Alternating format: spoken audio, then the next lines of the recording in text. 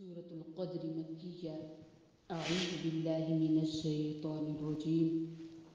بسم اللہ الرحمن الرحیم انا بے شک انزلنا نازل کیا ہم نے وہ قرآن پاک کو فی لیلۃ القدر لیلۃ القدر میں۔ اللہ رب العزت نے قرآن کریم کے نزول کی جو ابتدا فرمائی ہے وہ لیلۃ القدر میں۔ لیلۃ القدر رمضان المبارک کے آخری عشرے میں طاق راتوں کے اندر ہے۔ 21ویں، 23ویں، 25ویں، 27ویں یا 29ویں، یہ جو طاق راتیں ہیں ان میں سے کسی بھی رات کو لیلۃ القدر کہا جاتا ہے، قدر والی رات۔ اس میں قرآن کریم کے نزول کی ابتدا ہوئی ہے،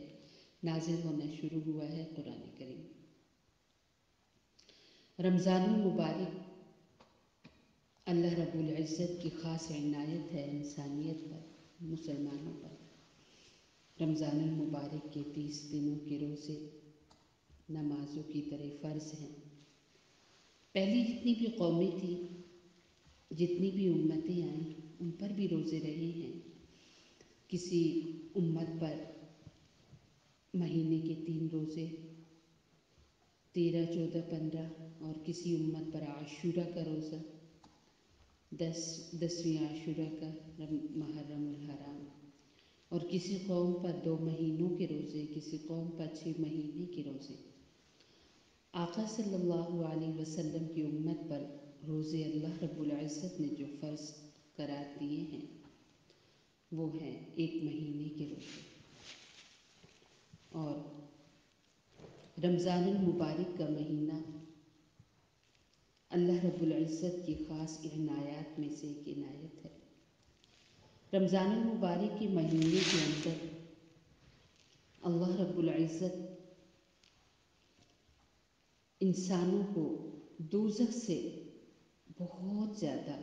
آزاد فرماتے ہیں۔ لاکھوں کے قریب ہر روز لوگ دوزخ سے آزاد ہوتے ہیں، اور جنت کے دروازے رمضان المبارک کے پورے مہینے میں کھلے رہتے ہیں۔ اللہ رب العزت ہر رات سحری کے وقت میں آسمانی دنیا پر تشریف لاتے ہیں اور اعلان فرماتے ہیں کہ ہے کوئی مجھ سے بخشش چاہنے والا کہ میں اسے معاف کروں، ہے کوئی روزی مانگنے والا کہ میں اسے دوں۔ اور فرشتے قطاروں میں اترتے ہیں اور عبادات کرنے والے لوگوں کے لیے دعا و استغفار کرتے ہیں۔ اور پھر خاص کر کے آخری عشرہ تو بہت ہی مبارک عشرہ ہے، جس کا کئی موقعوں پر قرآن میں تذکرہ ہے، اور یہاں پر بھی ذکر ہے کہ اس میں اللہ نے اپنے کلام قرآن کریم کے نزول کی ابتدا فرمائی اور اس کو قدر والا بنایا۔ یعنی یہ لیلۃ القدر ہے یا لیلۃ الانعام ہے۔ انسان جو بھی اعمال کرتا ہے اللہ تعالیٰ اس کی بڑی قدردانی فرماتے ہیں، اور اللہ رب العزت نے اس کو اس قدردانی والی رات میں اتارا جسے ہم کلام اللہ کہتے ہیں، اور جس کو ابھی ہم پڑھ رہے ہیں یا سن رہے ہیں۔ تو یہاں سے پتہ چلتا ہے کہ کلام اللہ قرآن کریم کتنی شان والی کتاب ہے کہ جس رات میں آیا وہ رات ساری راتوں کی سردار بنی، لیلۃ القدر بنی۔ جس نبی کو ملا وہ سید الانبیاء بنے صلی اللہ علیہ وسلم۔ جس امت کو ملا، جس امت کی طرف نازل کیا گیا وہ سید الائمہ بنی، سید الامت بنی، ساری امتوں کی سردار بنی۔ پھر اللہ رب العزت نے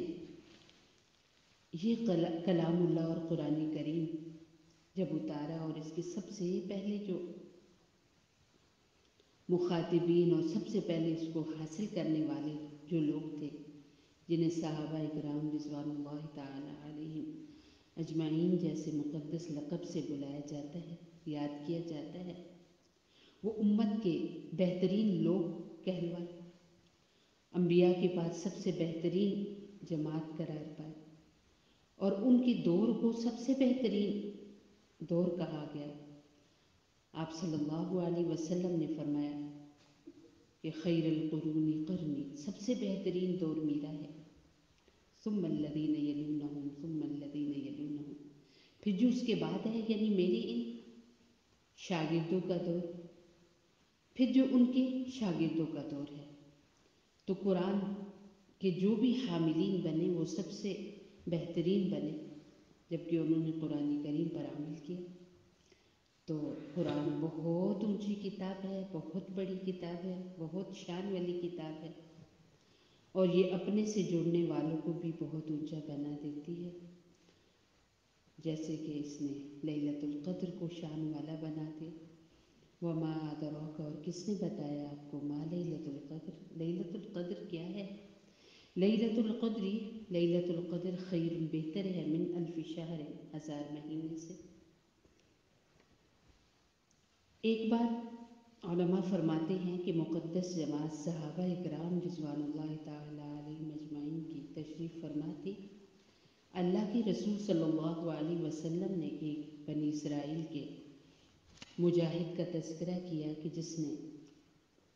ساری رات اللہ کی عبادت کی اور سارا دن اللہ کی راہ میں وہ جہاد کرتا، اور اس طرح اس کی زندگی کا 1000 سال گزر گیا، اور پلک جھپک بھی اس نے سستی بھی نہیں کی اور غلطی بھی نہیں کی، گناہ بھی نہیں کیا، اتنی خوبصورت اس نے زندگی گزاری۔ تو وہ مقدس جماعت میں سے ہر انسان اس چیز کی وجہ سے پریشان ہو گیا کہ ہماری تو عمریں بھی کم ہیں اور ہم کیسے وہ مقام حاصل کر پائیں گے۔ تو اللہ رب العزت نے اس بے چینی کو اس صورت سے دور کیا کہ ہم آپ کو ایک رات ایسی عطا کر رہے ہیں، کر چکے ہیں کہ اس رات کی عبادت اگر کوئی بھی کرے گا تو وہ ایسا ہی ہے جیسے اس نے 1000 سال عبادت کی۔ سبحان اللہ، انہوں نے تو 1000 سال عبادت یہ سب کیا تھا نا، تو اگر امت محمد صلی اللہ علیہ وسلم کا کوئی فرد ایک رات یہ عبادت والا کام کرے گا تو وہ ایسا ہے جیسے اس نے 1000 سال کیا۔ اور امت کے بہترین لوگ پھر اس کو اس طرح کرتے تھے کہ وہ آخری عشرہ پورا ہی، اور خاص کر کے طاق راتیں جو تھی ان میں رات کو کچھ حصوں میں تقسیم فرماتے، کچھ رات ایسے کرتے کہ نوافل پڑھنے ہیں، تو پھر ایسا ہی ہوگا جیسے 1000 سال تک نفل پڑھتے ہیں، اور پھر کچھ وقت قرآن کریم کی تلاوت کرتے، یہ ایسا ہی ہے کہ 1000 سال تک قرآن کی تلاوت کرتے رہے۔ پھر ظاہر ہے انسان کہیں نہ کہیں نماز میں کوئی کمی پیشی ہو گئی، کچھ نمازیں چھوٹ گئی، قضا ہو گئی، تو ان کو ادا کرنے کے لیے کرتے رہے، تو پھر ایسا ہی ہے کہ جیسے 1000 سال تک قضا نمازیں پڑھتے رہے یا نفلی عبادات کرتے رہے، یا پھر کچھ وقت ایسے بھی کرتے تھے کہ تسبیحات پڑھتے تھے، اذکار پڑھتے تھے، تو وہ ایسا ہی ہے کہ جیسے 1000 تک ذکر و اذکار کرتے رہے۔ پھر کچھ وقت مطالعہ کرتے تھے تو وہ ایسا ہی ہوتا کہ جیسے 1000 سال تک مطالعہ کرتے، تو اپنی پوری رات کو ان مشاغل میں گزار دیتے اور خوب کمائی کرتے، اور وہ کمائی ایسا ہی ہے کہ جیسے انہوں نے 1000 سال تک کی۔ اللہ رب العزت نے ان مقدس نفوس سید،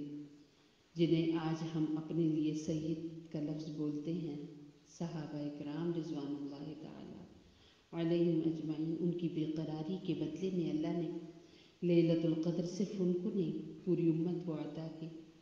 اور اس کی عبادت جو بھی کرے گا وہ 1000 مہینہ جیسے عبادت کرتا رہا ویسے پائے گا۔ اور اگر کسی ایک رات کو ہی لیلۃ القدر قرار دیا جاتا تو پھر کتنے لوگ تھے جو محروم ہو جاتے۔ یہ اللہ رب العزت کا خاص فضل ہے کہ اس نے اس کو پورے 10 دنوں کے اندر بانٹ دیا کہ جو انسان بھی آخری عشرے میں عبادت کرے گا، اور خصوصاً طاق راتوں میں، 21ویں میں یا 23ویں میں یا 25ویں میں یا 27ویں یا 29ویں میں، تو اسے ضرور یہ رات مل جائے گی، اور وہ ضرور یہ ثواب پائیں گے، کیونکہ یہ رات 1000 مہینوں سے افضل ہے۔ تنزل اترتے ہیں ملائکت فرشتے، والروح اور جبریل امین، فیہا اس رات میں بإذن ربہم اپنے رب کے حکم کے ساتھ، من کل امر ہر کام کے لیے،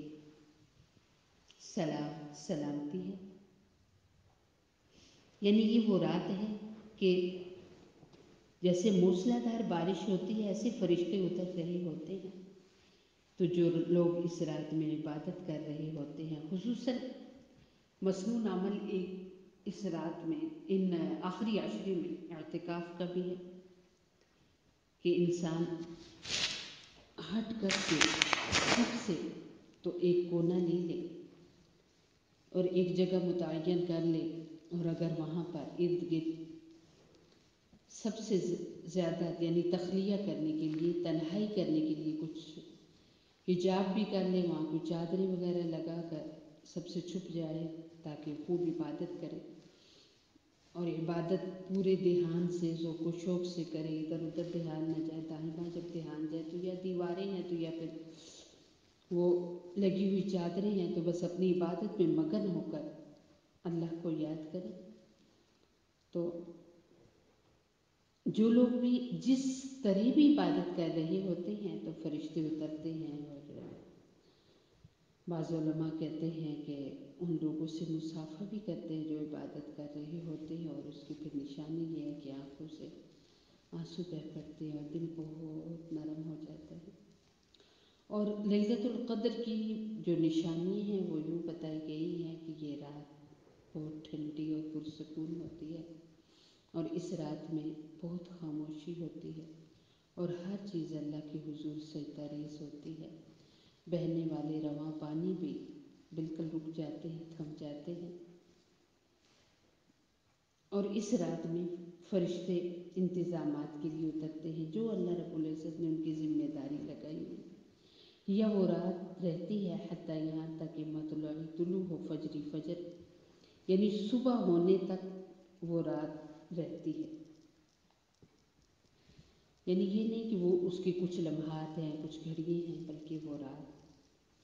مغرب کی آذان سے لے کر فجر کی آذان تک رہتی ہے۔ سبحان اللہ، سبحان اللہ۔ اللہ رب العزت اس رات کے خوب افادیت حاصل کرنے کی توفیق دے۔ اللہم اغفر لأمت محمد صلی اللہ علیہ وسلم، اللہم ارحم لأمت محمد صلی اللہ علیہ وسلم، اللہم اصلح لأمت محمد صلی اللہ علیہ وسلم۔ سبحان ربک رب العزت عما یصفون وسلام علی المرسلین والحمد للہ۔